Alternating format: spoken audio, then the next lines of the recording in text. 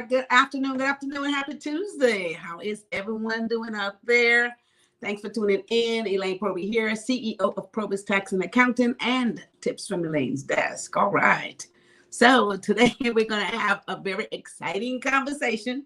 I think I'm going to love this one because a lot of folks is doing this. We're talking about navigating tax implication for virtual events. This is a thing that has gotten very, very common, of course, especially during COVID. And it is now most businesses are operating doing virtual events online all the time. So it is very important to understand tax implication on virtual events. So that's what we're going to talk about today. Hey, Joe, good afternoon. Thanks for jumping in here. All right, guys, so let's hit like and share on this video. Let's jump right into our first point today. Okay, so we're talking about virtual events, and the first point is tax considerations, right? No matter what it is, if you're doing any kind of business, we got to be concerned about the tax implication. What is that going to do to us? And are we on top of this? Okay, so first point is tax consideration. So now if you're a business hosting virtual events, there's different unique set of tax implications that you have to be aware of, right? There's different types of taxes because you're conducting events over multiple states and you're dealing with maybe employees in multiple states. So there's a whole lot of complication in terms of understanding what this is all about. You have sales taxes implication, because a lot of times when we have virtual events, of course, you know, there's always some stuff that they're selling. There's some books, there's some contents, there's sales that takes place, right? When you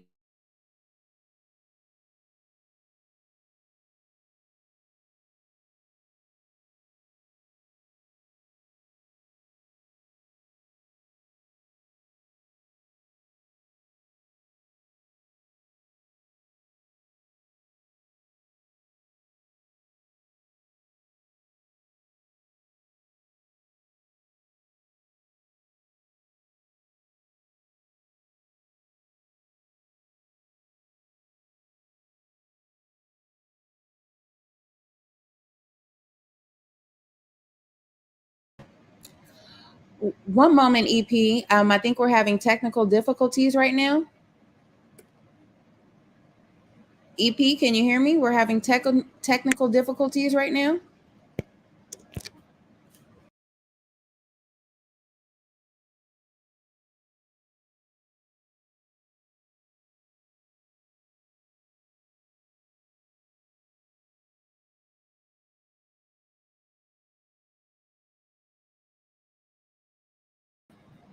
I'm sorry, EP, we're having technical difficulties right now. We can't hear you.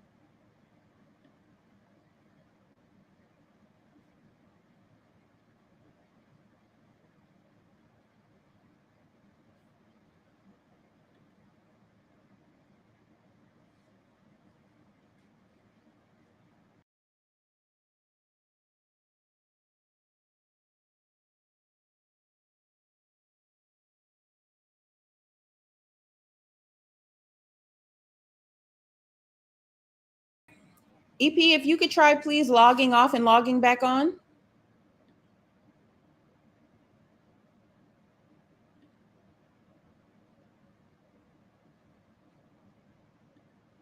No, we still can't hear you.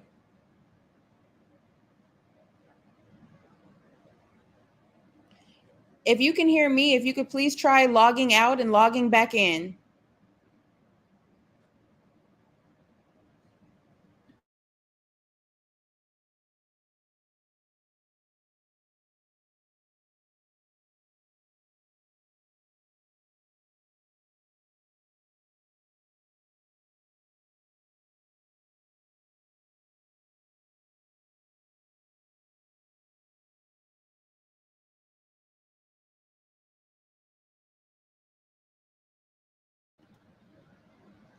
EP, can you hear me? Okay, log out and log back in.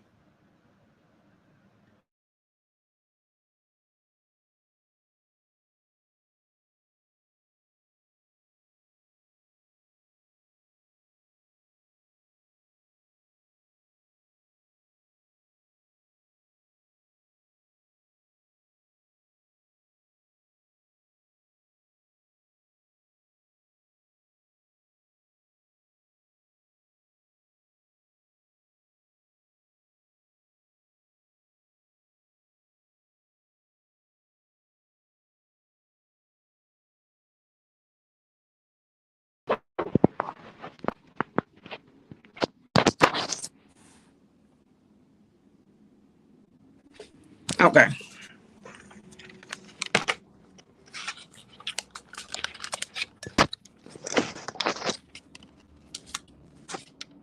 All right. Can you hear me? Can you hear me now? Yes, we can hear you now. You ready to go? Okay, so I need to start over? Yes, you can start over, starting now. Go ahead. All right. So, One moment. all right, let me make sure I'm on. All right, sorry about that. What happens, technology, a call came through. I thought I was on airplane mode. That didn't happen, so it knocks the volume out. But everybody can hear me now, right? Yes, we're back.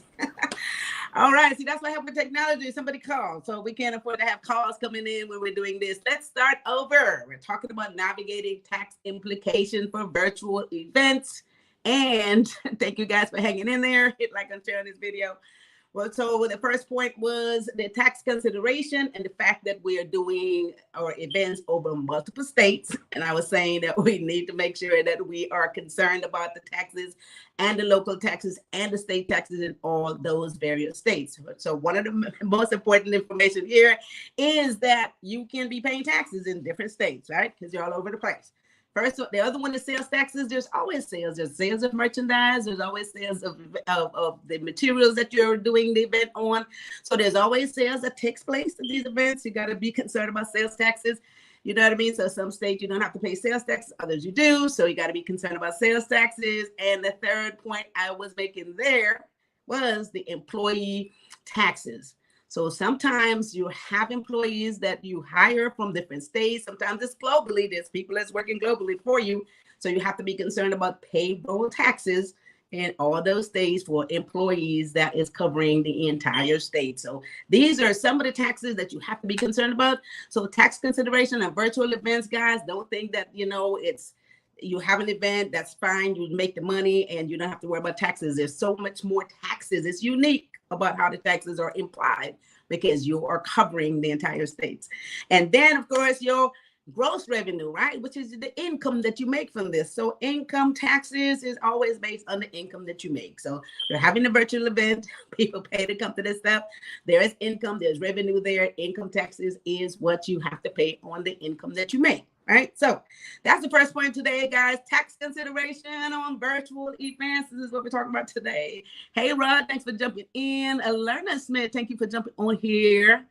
All right. Joan said we are back. Cognac, thank you for jumping in. Love the hearts. Thank you, babe. Yes. And Miss Lerna Smith is on here. You guys hit like and share on this video. All right. So let's get to our second point. This is if there's anything exciting about paying taxes is the deductions that you get to take so you don't pay as much taxes. So, of course, in virtual events, everything that you have to pay for, you can get to deduct before you pay taxes. So just like any other business, there are deductions that you can take. And especially in virtual events, you have more deductions related to marketing, advertising, because most of your expenses is going to be in marketing and advertising, because now you got to get this information out to the world. So you may be paying, let's say, someone that's going to be doing your Facebook pages, your Instagram pages, it's going to be putting this out there, all these people who may be managing this stuff. So you're going to be paying those folks. So all your marketing, you're going to be placing ads, you're going to do all this stuff within your platforms so that you can get people to come to your virtual events. So all those expenses are deductible. Then the computer, the software, the platform that you're using, there's various platforms to do these virtual events. And they all have different fees. Some of them are monthly fees. So you have to pay those platform fees, the hosting sites, all this stuff, which is great. This is all a deduction before you pay taxes, right? Consulting. So if you have someone that you have to consult with, making sure that all this is right, someone that's regulating the whole event for you, that's a deduction. So like anything else, any other business, but these are going to be your major expenses. You get to deduct these expenses before you pay your taxes. So if there's any light to paying taxes, the fun part is making sure you deduct all of your expenses. All right. So The other part of this is you must keep good record like anything else, any other business. You do not want to be hit with an audit or something else. You do not have your expenses and all of the stuff that you spend money on. You must keep track of that. You have to have good bookkeeping record. Just like anything else, you want to make sure, because how are you going to know what your expenses are if you're not tracking this? Okay, so bookkeeping always, no matter what you're doing online, whether you're doing a brick and mortar store, whatever that is, keep track of all of your expenses so that you can take this deduction and not have to worry about it, right? So that's my second point. Very important, the deductions. All right. Hit like and share on this video again, guys. Make sure everybody get this. Risha, Yutha, Smith. Thank you for jumping on. Good afternoon. Good afternoon. And Rod, I'm not sure if I say how you doing, bro, but thanks for jumping on here. And let's move into a third point. The third point, again, is tax compliance. So I know a lot of us, there's so many people that's doing business online, right? Some people are doing these virtual events, and because of COVID, again, there's so much virtual events happening now. Before, we used to go to a hotel, we used to go to different places, we used to go to different venues, and we'll go to these events all over the place. People would get on airplanes, they would travel to these events, but now they make it easier. Most people are doing these online events. So again, staying tax compliant, and because it is so complex, because it's over so many states and even internationally, this is not something that you want to do yourself. So the best advice I have for you is to hire a professional. I recommend you get some expert that is good at taxes, that understand this process, and not you trying to do it yourself. This will give you peace of mind. This will make sure you stay in compliance. This is definitely going to set you up so that you can withstand any audit, whether it's a federal audit, whether it's an audit from the state, any one of this stuff, because in this digital era, it is very important that you make sure that you are tied into an expert who understands this process. I wouldn't attempt to do this myself unless you're really versed at these taxes and all this other good stuff. If not, get yourself an expert that is good at this.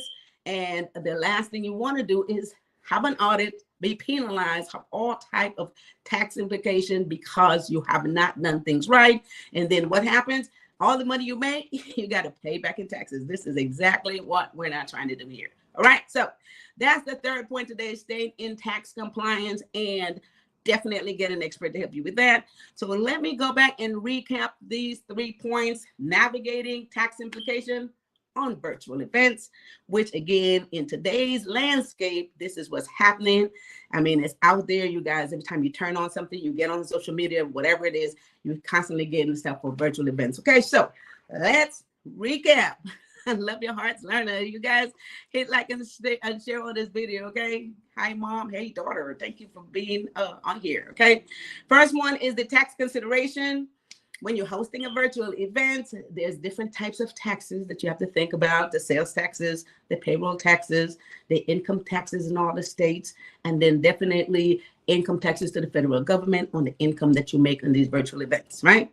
And of course, if you're selling materials, if you're selling any type of merchandise, sales taxes, and it varies according to the state. And then they also want to know what your home state is. This is very important to know.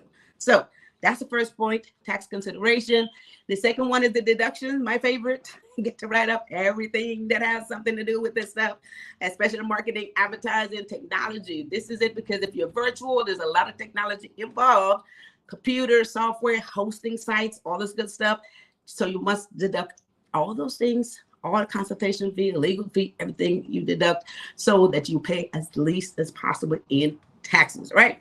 Keep your records, make sure that everything is accurate so you can take that deduction. And the third point is staying in compliance, meaning that stuff has to be kept up on a regular basis. Some taxes have to be paid on a quarterly basis, taxes annual basis. So staying in compliance is making sure that you have all of your paperwork in order, all of your taxes are being paid in a timely manner, and that making sure that you understand this process, or get an expert. Get an expert that will help you to stay in compliance with your taxes all across the border and across the nation. Because a lot of us, when you do stuff virtually, listen, the world gets it too, right? So you can get sales and make money all over the world. So you have to stay in compliance. Get an expert that knows the stuff, keep you out of trouble, give you peace of mind, and making sure that your business thrive in this landscape of technology. This is digital landscape. That's what it's called. All right. So that's the third point today, guys. Hit like and share on this video. So that brings me to the workshop. Brings me to the workshop. You guys, bring me to the workshop that we're having on March. This is March the 7th. This workshop is going to be so important. I'm going to make sure that you guys get all the information. We're going to talk about how you stay in business. And she says, what, join me live every Thursday? Or join me live for the webinar. It's a webinar. See, we're going to do a webinar. This also is going to be one of those virtual events because it's going to be across all states. So this is what we're talking about right here. So I'm going to be having one of those on March the 7th. So a lot of these rules, of course, apply to me. So for more information, go to elainesdesk.com. We'll have everything on there for you to be able to sign up for this workshop. So, so that's going to be very important. And then, of course, if you guys want to have any consultation with me, and I keep emphasizing this because I know a lot of stuff is a little complex, especially when it comes to taxes. A lot of people are an expert at what they do. They could go out and they can make money, but then the whole bottom line is taxes are, is a factor that we cannot get by. So if you guys want a free consultation, go to PROBY'S.com. There's a calendar there. You can put yourself on calendar, but get a 50-minute free consultation. I'll be happy to talk to you. Or go to the call the office at 323-290-9034. They'll put you on calendar if you have any problems there. And again, it's tax season. If you haven't done your taxes, call PROBY'S Tax and Accounting. We have a lot of qualified professionals there that can assist you with the process as well. And if you're not going to get those taxes done on time, make sure you get an extension so you don't pay any unnecessary penalty. All right. So that's my spiel for today. We'll be back here on Thursday. What are we talking about on Thursday? She says on Thursday, February the 15th, discover why you owe. I'm going to love this. Discover why you would owe taxes with multiple source of income. Guys, you don't want to miss this. This is super important. A lot of people owe taxes with multiple sources of income. They don't know why. They're always confused. I get these calls every single day. So make sure that you invite all your friends to tune in, and you're going to find out why you owe taxes with multiple sources of income. We're going to talk about that on Thursday. All right. So with that said, I want you guys to have a wonderful rest of your Tuesday afternoon, and I will see you guys back here on Thursday. And with that said, take care of each other and take care of yourself. Thanks for watching. Bye-bye.